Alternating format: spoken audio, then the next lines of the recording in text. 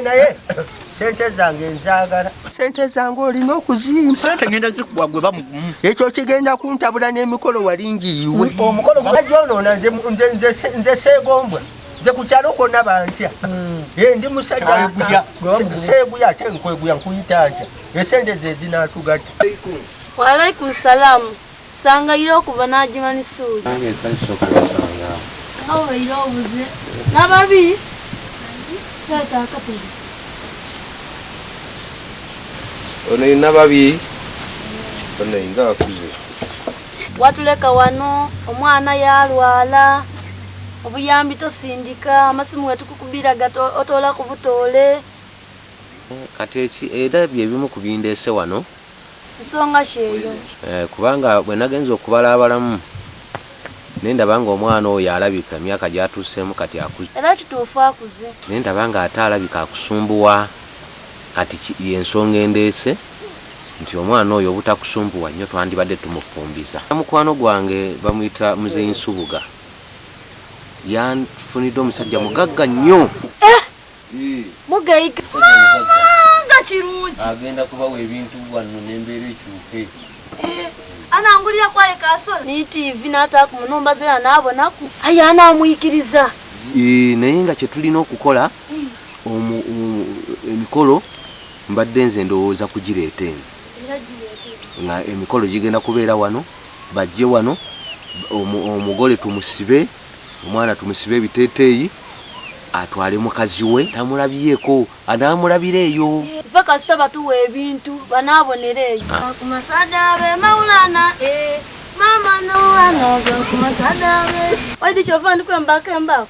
Olijja afumbira musada Mugayiga. Tojja afumbira otya?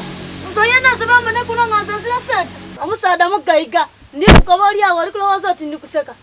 Omusada alijja atuleetera wano n'ensola tubone mule munumba.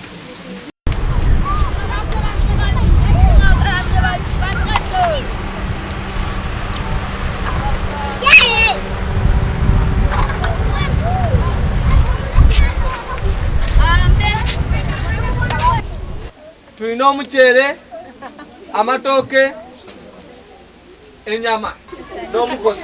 Omukose tewali gwe bagenda kukosa, ffenna tugenda kulya. Omukose guleke. Naye ssebo ebyokulya leka kubyogera ng'obibuzaabuza.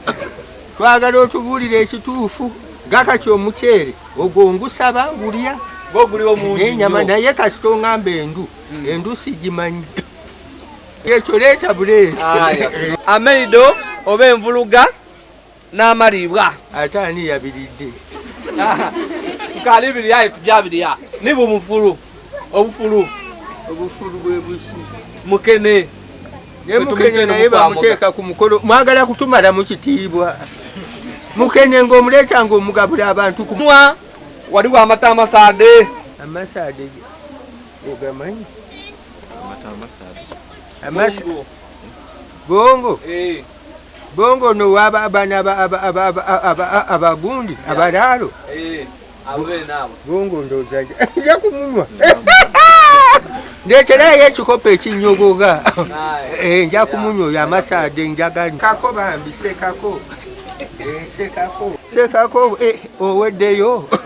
Kale mugole musajja sekako olunaku lwa ssanyu lulwo sekako. Oweddeyo ng'ate ono yamwenya gwe sigamba gwe mukulu sebo sekako mugole kijujuru okwasa mu lujja luno akyali mwana muto. Alijja okwasa mu luya luno akaali mwana muto. Naye Mungu yamugaziiriza ensawo ze. Aye Mungu yamugaziiza ensawo ye. Mu byenfuna ali bulungi. Mu byenfuna ali bulungi. Kale bagenze okubalirira nga mbagagga mu nsi akwata kifo kya mwenda. Bagira okubalirira nga Mugayiga mu nsi yonna agema kifo kya mwenda. Bubira ku bantu n'akamwenyumwenyu. Ekyo tokyera oba sayizi eno yetegerekeka gye mukudubu.